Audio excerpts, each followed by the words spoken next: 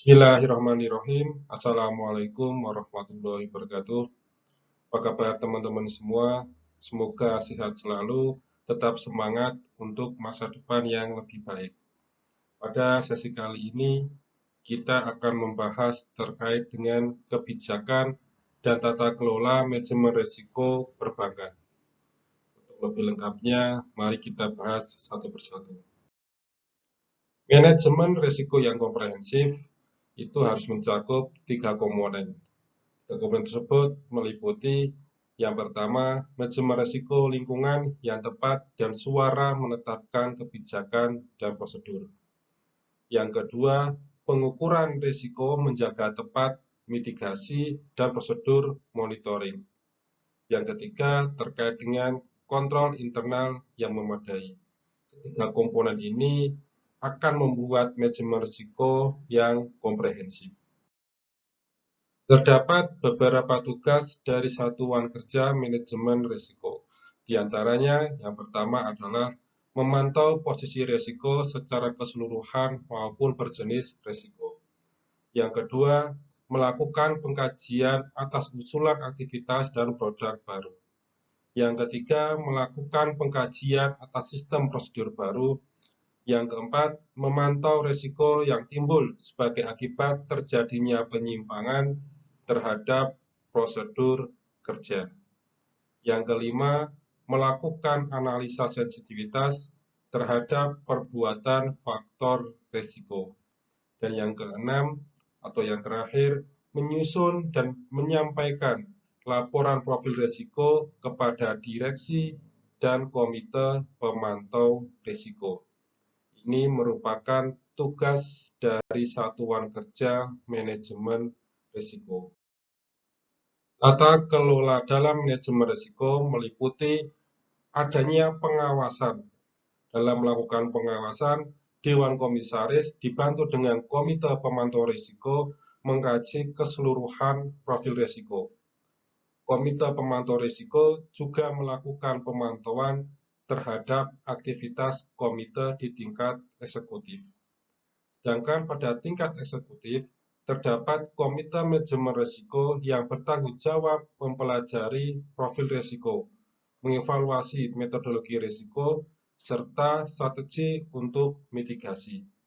Komite Manajemen Risiko yang diketuai oleh Direktur Utama dan beranggotakan direksi serta pejabat eksekutif perbankan. Komite Aktiva Pasiva bertanggung jawab untuk mengevaluasi kondisi pasar, struktur neraca bank, kebijakan terkait dengan manajemen neraca termasuk likuiditas dan tingkat kecukupan modal. ALCO atau Asset Liability Committee yang diketuai oleh Direktur Operasional dan beranggotakan direksi dan pejabat eksekutif bank merupakan melakukan kelancaran kerja komite yang didukung oleh satuan kerja manajemen risiko, yang di sini bertugas melakukan proses pengumpulan dan pengujian data, pengukuran, dan melakukan pelaporan risiko. Pelaporan disampaikan kepada direksi, Dewan Komisaris, dan Bank Indonesia secara periodik. Terdapat 20 risiko yang dihadapi oleh perbankan. Yang pertama, ada risiko pembiayaan. Yang kedua, ada risiko investasi. Yang ketiga, ada risiko bisnis. Yang keempat, risiko tingkat pendapatan. Yang kelima, risiko pengembalian uang. Yang keenam, risiko pendaharaan. Yang ketujuh, risiko operasional. Kedelapan, risiko tingkat suku bunga. 9, risiko pasar. 10, risiko likuiditas. 11, risiko manajemen aset dan liabilitas. Ke-12, risiko penyelewengan. Ke-13, risiko transparansi. Ke-14, risiko syariah Islam. Ke-15, risiko hukum. 16, risiko strategis. Ke-17, risiko reputasi. 18, risiko nilai tukar. 19, risiko kepatuhan. Dan yang terakhir, ke-20, profil risiko. Yang pertama, terkait dengan risiko pembiayaan, ada beberapa penyebab kenapa risiko pembiayaan ada resikonya atau rentang terhadap resiko. Yang pertama terkait dengan kegagalan pemenuhan kewajiban. Yang kedua, adanya kegagalan membayar kembali murabahah installment. Yang ketiga, kegagalan membayar ijarah. Yang keempat, kegagalan membayar istinah. Yang kelima, adanya kegagalan mengirimkan komoditi yang sudah dibeli atau menggunakan akad salam. Bagaimana cara yang dilakukan untuk mengelola resiko, terutama pada risiko pembiayaan? Kita bisa berpedoman terhadap ketentuan Otoritas Jasa Keuangan dalam menetapkan kebijakan dan strategi manajemen risiko.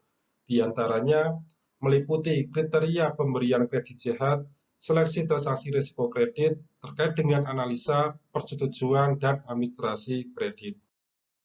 Terkait dengan antisipasi risiko pembiayaan, bisa dilakukan dengan menetapkan kebijakan mengenai kewenangan persetujuan kredit. Itu yang pertama. Yang kedua, penetapan limit dan kewenangan kredit. Yang ketiga, melaksanakan fungsi komite kredit. Yang keempat, melaksanakan fungsi kredit review secara independen. Yang kelima, adanya analisa portofolio kredit berdasarkan sektor ekonomi yang dibiayai. Yang keenam, adanya monitoring.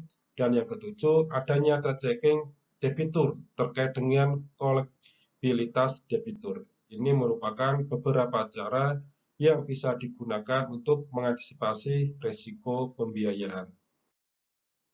Contohnya adalah adanya pembiayaan IMBT, di mana risiko yang bisa terjadi adalah ketidakmampuan nasabah membayar angsuran dalam jumlah besar di akhir periode. Penyebabnya merupakan pembayaran dilakukan dengan sistem balance payment. Sedangkan solusi yang bisa ditawarkan atau solusi yang bisa dilakukan yaitu memperpanjang jangka waktu sewa. Sedangkan pada contoh pembiayaan salam dan istinah, dapat terjadi risiko gagal serah barang dan risiko jatuh harga barang. Maka solusi yang bisa ditawarkan yang pertama adalah risiko jatuhnya harga barang diantisipasi dengan melakukan dasar kontrak atau pesanan yang telah ditentukan harganya. Yang kedua, terkait dengan risiko gagal serah dapat diantisipasi dengan menetapkan risiko kolateral 220%, yaitu 100% lebih tinggi daripada rasio standar 120%. Ini merupakan solusi yang bisa ditawarkan pada pembiayaan salam dan istinad. Dalam bank umum dengan prinsip syariah Islam harus mengelola risiko pasar terkait dengan perubahan nilai tukar yang dapat merugikan. Alasannya, timbulnya risiko suku bunga adalah ketidaksesuaian atau mismatch atau gap antara suku bunga dari aset dan kewajiban.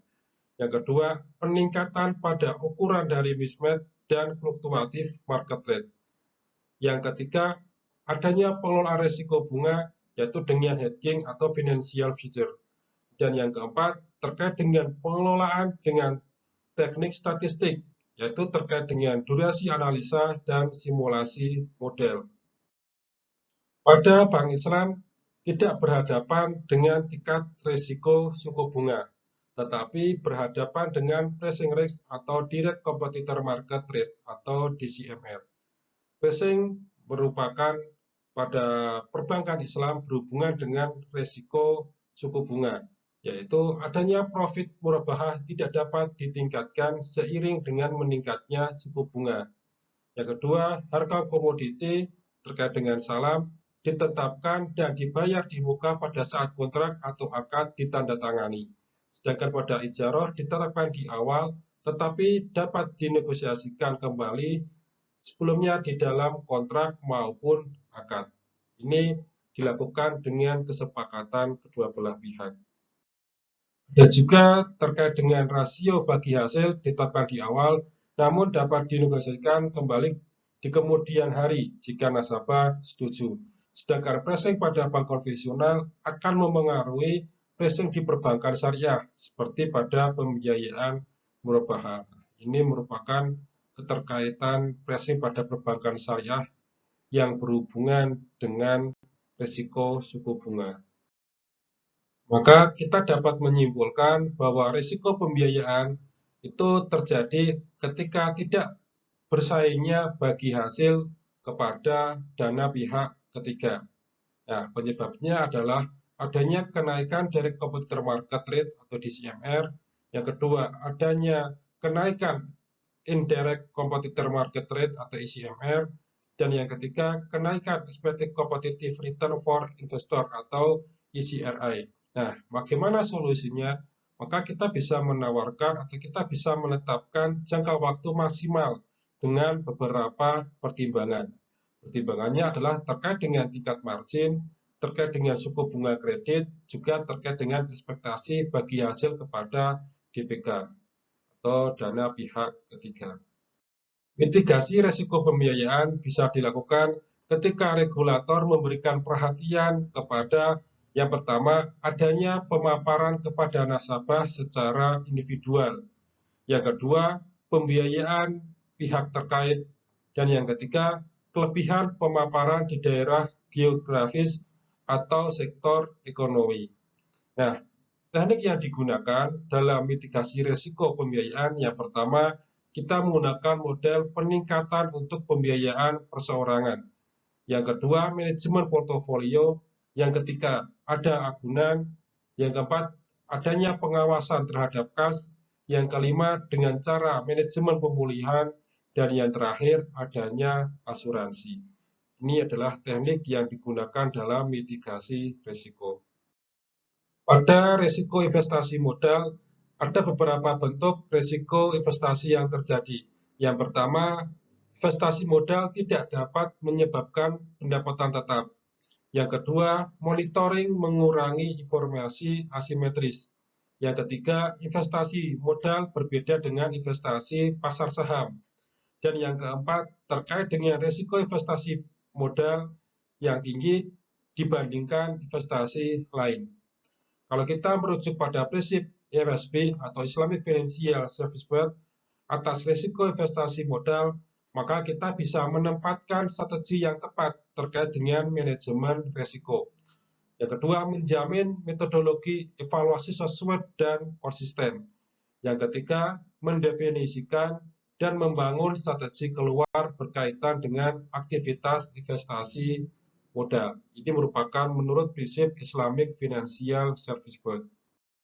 Mitigasi risiko investasi yang dapat dilakukan adalah yang pertama, ketika bank salah menilai kemampuan debitur dalam mengelola usaha yang dibiayai, maka kita bisa melakukan membuat divisi khusus untuk validasi data dan informasi. Yang kedua, terkait dengan membuat divisi khusus untuk pembinaan debitur. Yang ketiga, membuat standarisasi formula kebutuhan data dan informasi. Yang keempat, konfirmasi dan validasi data debitur. Yang kelima, meminta agunan atau jaminan. Yang keenam, membuat sistem peringkat terintegrasi. Yang ketujuh, bekerja sama dengan lembaga pemeringkat independen untuk meningkatkan debitur secara berkala. Sedangkan mitigasi risiko ketika debitur melakukan moral hazard, maka yang pertama, bank bisa mengenal jauh debitur dengan prinsip KYC, Knowledge Your Customer. Yang kedua, bank memastikan debitur memiliki kemampuan dalam menyusun laporan keuangan. Yang ketiga, kepastian penggunaan dana. Dan yang keempat, bank melibatkan debitur dalam penentuan nisbah. Yang kelima, kebijakan agunan menyesuaikan dengan tingkat kredibilitas debitur. Sedangkan ketika debitur tidak menyerahkan bagi hasil, maka mitigasinya adalah yang pertama, bank tetap mengakui haknya sebagai pendapatan bagi hasil dan piutang bagi hasil. Yang kedua, bank tetap mengusahakan agar debitur menyerahkan bagi hasil yang menjadi hak oleh bank. Pada risiko bisnis diasosiasikan dengan lingkungan bisnis, termasuk dengan ekonomi makro, kebijakan, faktor legal, pengaturan, dan sektor infrastruktur keuangan.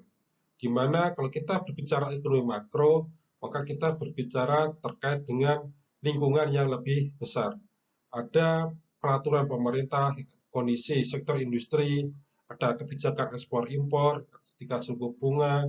Nah, maka hal-hal seperti ini bisa berkaitan dengan risiko yang terjadi pada kegiatan bisnis. Sehingga pihak perbankan harus bisa peka terhadap perubahan lingkungan bisnis.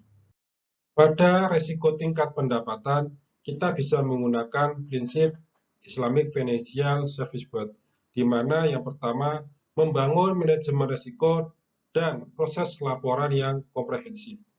Yang kedua, menetapkan kerangka yang sesuai untuk mengatur risiko komersial. Yang ketiga, menstandarkan pelaksanaan dan hak-hak pemegang investasi. Ini kalau kita merujuk pada prinsip ISB pada risiko tingkat pendapatan. Pada risiko pengambilan uang, Bank Islam dihadapkan pada risiko pengambilan uang oleh depositor secara besar-besaran. Sehingga dampak yang terjadi adalah tingkat pendapatan yang lebih rendah dibandingkan dengan pesaing yang menawarkan lebih menarik. Atau biasanya depositor ketika diberikan penawaran lebih menarik oleh perbankan lain, dia akan menarik dana secara besar-besaran atau memindahkan uang yang dimiliki kepada bank lain. Nah, ini bisa menjadi permasalahan atau menjadi risiko bagi perbankan. Maka penarikan secara berlebihan akan merusak nilai dari perbankan atau bisa dikatakan kepercayaan masyarakat bisa menjadi menurun.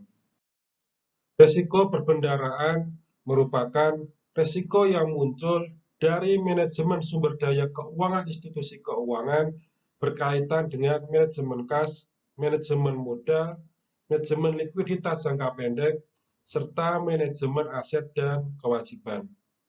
Risiko perbendaharaan yang umum terjadi adalah likuiditas, risiko manajemen aset dan kewajiban, serta risiko pembatasan. Pada risiko operasional, ada beberapa penyebab yang menyebabkan risiko operasional. Yang pertama adalah terkait dengan proses internal, yang kedua adanya kesalahan manusia, yang ketiga kegagalan sistem, yang keempat terkait dengan problem eksternal. Nah, terkait dengan komponen yang relevan dengan risiko operasional, yaitu sistem informasi, terkait dengan pengawasan internal, adanya kesalahan manusiawi, kegagalan sistem, juga terkait dengan ketidakcukupan prosedur dan kontrol.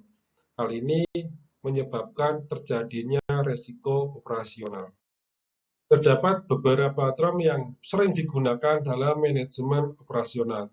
Di antaranya adalah terkait dengan hajat, terkait dengan exposure, terkait dengan probability, terkait dengan risk, terkait dengan risk control, adanya risk management, serta terkait dengan gambling. Ini merupakan beberapa term yang sering digunakan dalam manajemen risiko operasional. Sedangkan pada risiko tingkat suku bunga, terjadi perubahan suku bunga yang memengaruhi margin dan pembagian profit kepada investor atau penabung. Dalam mempertahankan dan meningkatkan jumlah dana pihak ketiga, maka perbankan Islam harus selalu merespon perubahan tingkat suku bunga dalam bersaing dengan bank konvensional, serta menyesuaikan nisbah bagi hasil kepada investor dan para penabung. Pada risiko pasar, terjadi beberapa aktivitas manajemen risiko yang ditetapkan untuk mengantisipasi risiko pasar, yaitu dengan beberapa cara. Cara tersebut diantaranya adalah yang pertama, melaksanakan fungsi ALCO atau Asset Liability Committee. Yang kedua, membentuk satuan kerja manajemen risiko pasar. Jadi secara khusus ada satuan kerja manajemen risiko pasar. Yang ketiga, melakukan monitoring tingkat suku bunga dan nilai tukar. Yang keempat, melakukan pengawasan terhadap pos-pos aktiva dan pasiva sesuai dengan jatuh tempo. Yang kelima, melakukan analisa sensitivitas pendapatan bunga bersih terhadap kemungkinan perubahan tingkat bunga pasar. Yang ketujuh, terkait dengan melakukan penyesuaian tingkat suku bunga kredit. Sedangkan yang terakhir, melakukan sebuah reposisi sehingga posisi devisa neto berada pada tingkat yang sekecil-kecilnya. Ini beberapa yang terjadi pada risiko pasar, serta bagaimana cara menetapkan antisipasi risiko pasar.